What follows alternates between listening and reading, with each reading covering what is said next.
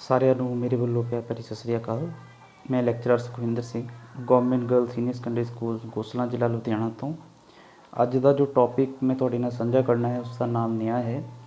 ਇਸ ਟੌਪਿਕ ਦੇ ਵਿੱਚ ਆਪਾਂ ਨਿਆਂ ਦੀ ਜਿਹੜੀ ਪਰਿਭਾਸ਼ਾਵਾਂ ਹੈਗੀਆਂ ਨੇ, ਨਿਆਂ ਦਾ ਅਰਥ ਹੈਗਾ ਹੈ, ਨਿਆਂ ਦੀਆਂ ਵਿਸ਼ੇਸ਼ਤਾਵਾਂ ਅਤੇ ਨਿਆਂ ਦੇ ਜਿਹੜੇ ਬੁਨਿਆਦੀ ਸਿਧਾਂਤ ਹੈਗੇ ਆ ਉਹਨਾਂ ਬਾਰੇ ਚਰਚਾ ਕਰਾਂਗੇ। ਅਤੇ ਜਿਹੜੇ ਨਿਆਂ ਦੇ ਵੱਖ ਵੱਖ ਪਹਿਲੂ ਹੈਗੇ ਆ ਉਹਨਾਂ ਨੂੰ ਆਪਾਂ ਜਿਹੜਾ ਸੈਕਿੰਡ ਲੈਕਚਰ ਹੈਗਾ ਉਸ ਦੇ ਵਿੱਚ ਸਮਝਣ ਦੀ ਕੋਸ਼ਿਸ਼ ਕਰਾਂਗੇ। ਆਓ ਇਸ ਚੈਪਟਰ ਨੂੰ ਸਟਾਰਟ ਕਰਦੇ ਹੈਗੇ ਹਾਂ। ਜਿਹੜਾ ਨਿਆਂ ਦਾ ਕਨਸੈਪਟ ਹੈਗਾ ਇਹ ਪੁਰਾਤਨ ਸਮੇਂ ਤੋਂ ਹੀ ਇਸ ਦਾ ਮਨੁੱਖ ਦੇ ਨਾਲ ਗੂੜਾ ਸੰਬੰਧ ਰਿਹਾ ਹੈ, ਕਲੋਜ਼ ਰਿਲੇਸ਼ਨਸ਼ਿਪ ਰਿਹਾ ਹੈਗਾ ਹੈ। ਪੁਰਾਣੇ ਸਮੇਂ ਤੋਂ ਹੀ ਜਿਹੜਾ ਮਨੁੱਖ ਹੈਗਾ ਨਿਆਂ ਦੀ ਪ੍ਰਾਪਤੀ ਦੇ ਲਈ ਜਿਹੜੇ ਕਬੀਲਿਆਂ ਦੇ ਸਰਦਾਰ ਹੁੰਦੇ ਸੀ ਜਾਂ ਨਿਰੰਕੁਸ਼ ਰਾਜੇ ਹੁੰਦੇ ਸੀ, ਹਾਕਮ ਹੁੰਦੇ ਸੀ ਜਾਂ ਸਰਕਾਰਾਂ ਹੁੰਦੀਆਂ ਸੀ, ਉਹਨਾਂ ਦੇ ਨਾਲ ਜੱਦੋ ਜਹਿਦ ਕਰਦੇ ਰਹੇ ਲੋਕ, ਉਹਨਾਂ ਦੇ ਨਾਲ ਸੰਘਰਸ਼ ਕਰਦੇ ਰਹੇ ਤਾਂ ਜੋ ਉਹਨਾਂ ਨੂੰ ਨਿਆਂ ਦੀ ਪ੍ਰਾਪਤੀ ਹੋ ਸਕੇ।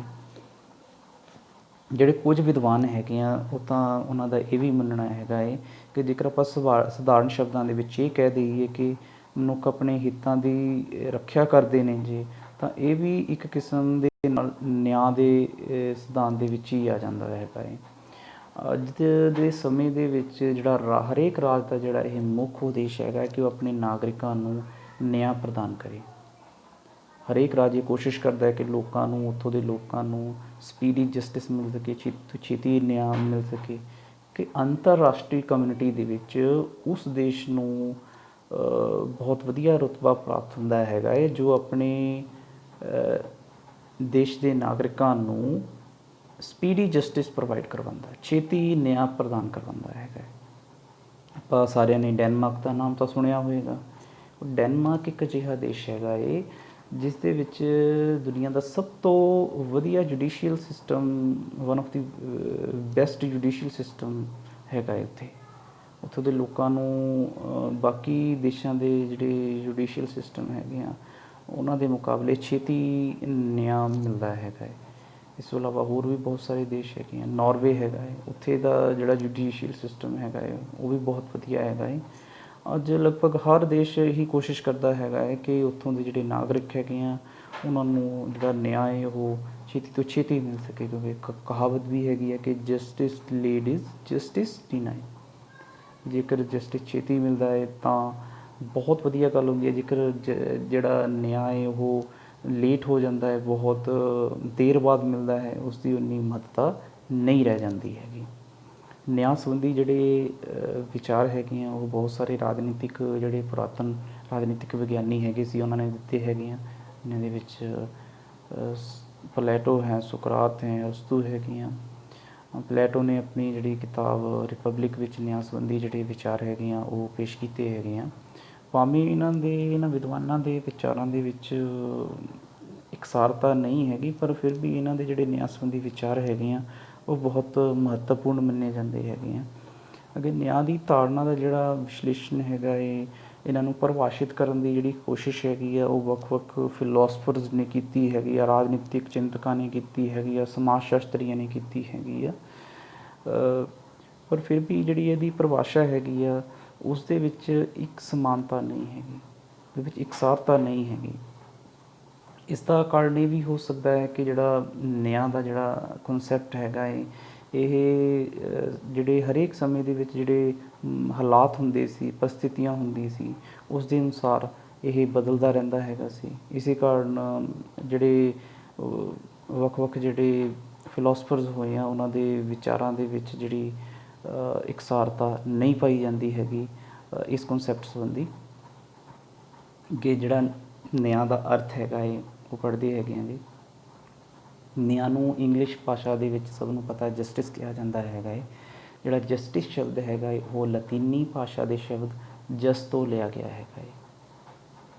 ਜਿਹੜੀ ਇਹਦੀ ਉਤਪਤੀ ਹੈਗੀ ਆ ਉਹ ਲਾਤੀਨੀ ਭਾਸ਼ਾ ਦੇ ਸ਼ਬਦ ਜਸ ਤੋਂ ਮੰਨੀ ਜਾਂਦੀ ਹੈ, ਜਿਸ ਦਾ ਅਰਥ ਹੈ ਬੌਂਡ, ਬੰਧਨ ਜਾਂ ਬੰਨਣਾ।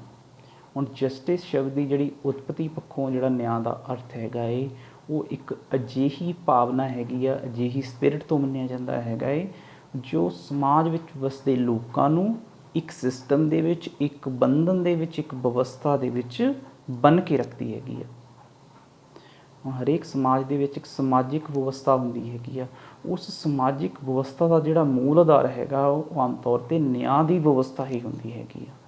ਤੁਸੀਂ ਸਮਾਜ ਦੇ ਵਿੱਚ ਦੇਖਦੇ ਹੈਗੇ ਹੋ ਜਿਹੜੇ ਲੋਕ ਹੁੰਦੇ ਹੈਗੇ ਆ ਉਹ ਇੱਕ ਦੂਸਰੇ ਨਾਲ ਬਹੁਤ ਸਹਿਯੋਗ ਕਰਦੇ ਹੈਗੇ ਆ, ਸਹਿਯੋਗੀ ਵਾਤਾਵਰਨ ਦੇ ਵਿੱਚ ਰਹਿੰਦੇ ਆ। ਉਹਨਾਂ ਦਾ ਜਿਹੜਾ ਨੇਚਰ ਹੁੰਦਾ ਕੋਆਪਰੇਟਿਵ ਹੁੰਦਾ ਹੈਗਾ ਹੈ। ਉਹਦਾ ਜਿਹੜਾ ਸਹਿਯੋਗੀ ਵਾਤਾਵਰਨ ਹੁੰਦਾ ਹੈਗਾ ਹੈ, ਉਹਨਾਂ ਦੇ ਵਿਚਕਾਰ ਜਿਹੜਾ ਸਹਿਯੋਗੀ ਵਾਤਾਵਰਨ ਹੁੰਦਾ ਹੈ, ਉਹਦੇ ਸਹਿਯੋਗੀ ਵਾਤਾਵਰਨ ਵਿੱਚ ਰਹਿ ਰਹੇ ਹੁੰਦੇ ਹੈਗੇ ਆ। ਉਸ ਦਾ ਮੂਲ ਕਾਰਨ ਵੀ ਕੀ ਹੁੰਦਾ ਹੈਗਾ ਹੈ? ਨਿਆਂ ਦੀ ਭਾਵਨਾ ਹੀ ਹੁੰਦੀ ਹੈ। ਇਹ ਨਿਆਂ ਦੀ ਭਾਵਨਾ ਹੈ ਜਿਸ ਨੇ ਮਨੁੱਖ ਨੂੰ ਇੱਕ ਵਿਵਸਥਾ ਦੇ ਵਿੱਚ, ਇੱਕ ਸਿਸਟਮ ਦੇ ਵਿੱਚ ਬੰਨ੍ਹ ਕੇ ਰੱਖਿਆ ਹੋਇਆ ਹੈਗਾ ਹੈ। ਇਸ ਭਾਵਨਾ ਦਾ ਜਿਹੜਾ ਸੋਮਾ ਹੈਗਾ ਉਹ ਮਨੁੱਖੀ ਜ਼ਮੀਰ ਹੈਗਾ ਹੈ, ਜੋ ਵਾਸਤਵ ਵਿੱਚ ਨੇਕੀ, ਉਦਾਰਤਾ ਅਤੇ ਦਿਆਲਤਾ ਆਦਿ ਦਾ ਪ੍ਰਤੀਕ ਹੈ। ਅੱਗੇ ਨਿਆਂ ਦੀਆਂ ਜਿਹੜੀਆਂ ਪਰਿਭਾਸ਼ਾਵਾਂ ਹੈਗੀਆਂ ਨੇ, ਸਭ ਤੋਂ ਪਹਿਲੀ ਜਿਹੜੀ ਪਰਿਭਾਸ਼ਾ ਹੈਗਾ ਚਾਰਲਸ ਮੈਰੀਅਮ ਲਿਖਦੇ ਹੈਗੇ ਆ ਕਿ ਨਿਆਂ ਮਾਨਤਾਵਾਂ ਅਤੇ ਪ੍ਰਕਿਰਿਆਵਾਂ ਦੀ ਉਹ ਪ੍ਰਣਾਲੀ ਹੈ ਜਿਸ ਵਿੱਚ ਹਰ ਵਿਅਕਤੀ ਨੂੰ ਉਹ ਕੁਝ ਪ੍ਰਦਾਨ ਕੀਤਾ ਜਾਂਦਾ ਹੈ ਜਿਸ ਨੂੰ ਸਮਾਜ ਉਚਿਤ ਮੰਨਦਾ ਹੈਗਾ। ਕਹਿੰਦੇ ਇੱਕ ਅਜਿਹਾ ਸਿਸਟਮ ਹੈਗਾ ਇਹ ਨਿਆਂ ਜਿਸ ਦੇ ਵਿੱਚ ਵਿਅਕਤੀ ਨੂੰ ਉਹ ਚੀਜ਼ਾਂ ਪ੍ਰਦਾਨ ਕੀਤੀਆਂ ਜਾਂਦੀਆਂ ਨੇ, ਉਹ ਸਭ ਕੁਝ ਪ੍ਰਦਾਨ ਕੀਤਾ ਜਾਂਦਾ ਹੈ ਜੋ ਸਮਾਜ ਦੀ ਨਜ਼ਰ ਦੇ ਵਿੱਚ ਕੀ ਆ, ਫੇਅਰ ਹੈਗਾ ਏ, ਅਨਫੇਅਰ ਨਹੀਂ ਹੈਗਾ।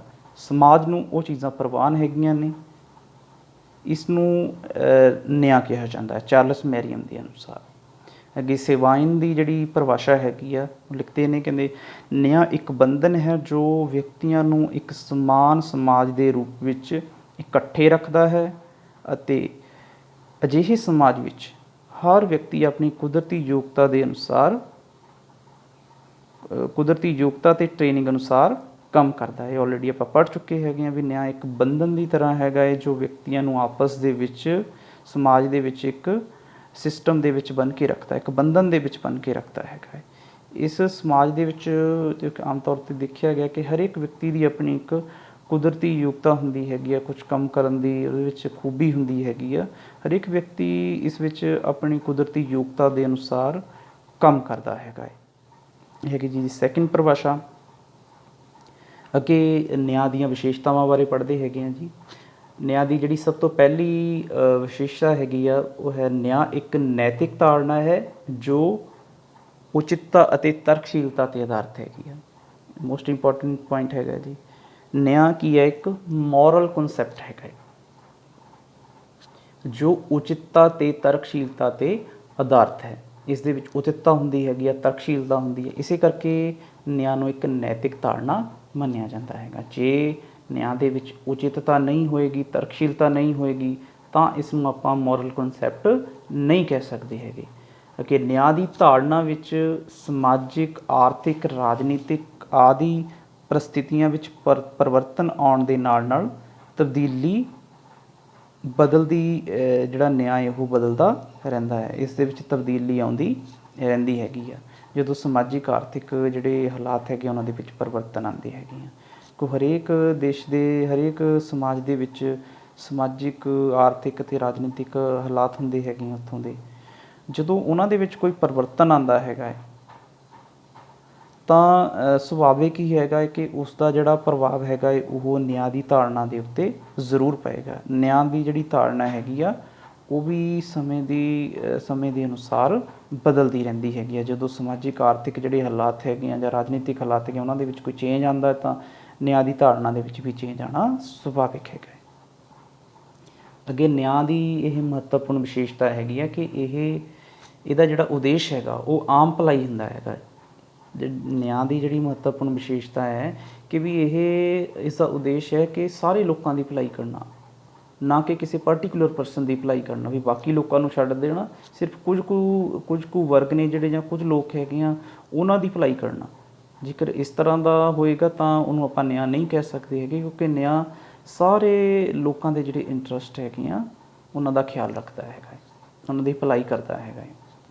ਕਿ ਨਿਆਂ ਦੀ ਧਾਰਨਾ ਵਿੱਚ ਹਰ ਵਿਅਕਤੀਆਂ ਨੂੰ ਆਪਣੇ ਕਰਤੱਵਾਂ ਦੀ ਪਾਲਣਾ ਕਰਨੀ ਪੈਂਦੀ ਹੈਗੀ ਹੈ। ਆਮ ਤੌਰ 'ਤੇ ਇਹ ਦੇਖਿਆ ਜਾਂਦਾ ਹੈਗਾ ਕਿ ਲੋਕ ਅਧਿਕਾਰਾਂ 'ਤੇ ਬਹੁਤ ਜ਼ਿਆਦਾ ਜ਼ੋਰ ਦਿੰਦੇ ਹੈਗੇ ਆ, ਪਰ ਨਿਆਂ ਦੀ ਧਾਰਨਾ ਦੇ ਵਿੱਚ ਇਹ ਮੰਨਿਆ ਜਾਂਦਾ ਹੈਗਾ ਕਿ ਅਧਿਕਾਰਾਂ ਦੇ ਨਾਲ ਨਾਲ ਵਿਅਕਤੀ ਨੂੰ ਆਪਣੇ ਕਰਤੱਵਾਂ ਦੀ ਪਾਲਣਾ ਕਰਨੀ ਵੀ ਜ਼ਰੂਰੀ ਹੈਗੀ ਆ। ਹਰੇਕ ਰਾਜ ਦੇ ਵਿੱਚ ਉੱਥੋਂ ਦੇ ਨਾਗਰਿਕਾਂ ਨੂੰ ਕੁਝ ਕਰਤੱਵ ਦਿੱਤੇ ਗਏ ਹੁੰਦੇ ਹਨ ਜੋ ਉਹਨਾਂ ਦੇ ਲਈ ਪੂਰੇ ਕਰਨੇ ਜ਼ਰੂਰੀ ਹੁੰਦੇ ਹੈਗੇ ਹਨ।